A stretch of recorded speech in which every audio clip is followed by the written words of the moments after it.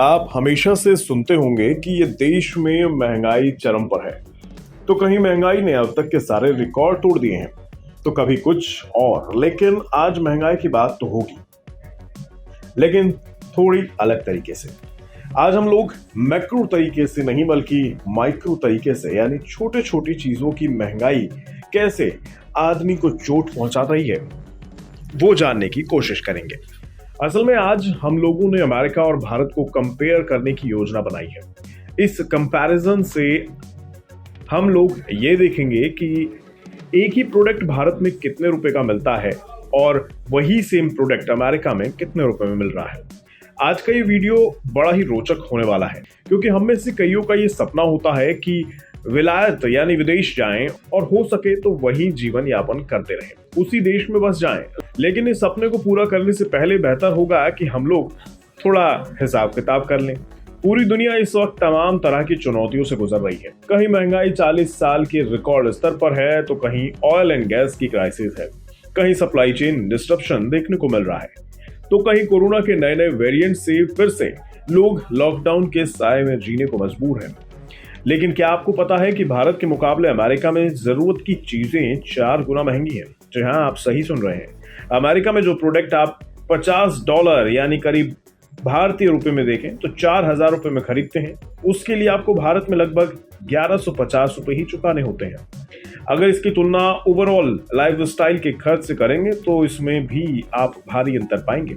एक रिपोर्ट के मुताबिक भारत में जिस लाइफस्टाइल के साथ आप 23 लाख रुपए में अच्छे से जीवन यापन कर सकते हैं, उसके लिए आपको अमेरिका में 80 लाख रुपए खर्च करने होंगे। अब अमेरिका और भारत के शहरों की भी तुलना कर लीजिए। अमेरिका के न्यूयॉर्क और भारत के मुंबई के लाइफस्टाइल से लेकर खाने पीने की चीजों में भी भारी अंतर देखने को मिलता है। मुंबई के मुकाबले अमेरिका में कॉफी की कीमत 2 गुनी महंगी है, वहीं चावल करीब 8 गुना महंगा है। मुंबई में 1 कप कॉफी की एवरेज कीमत 203 रुपए है, वहीं न्यूयॉर्क में सेम कॉफी की कीमत 439 रुपए है। यानी मुंबई के मुकाबले न्यूयॉर्क में कॉफी 116% महंगी मिल रही है। भारत में 1 कटोरी चावल की कीमत 31 रुपए है, वहीं अमेरिका में सेम 1 कटोरी चावल की कीमत 294 रुपए के करीब है। एंटरटेनमेंट और ट्रैवलिंग के मामले में भी अमेरिका भारत से काफी महंगा देश है।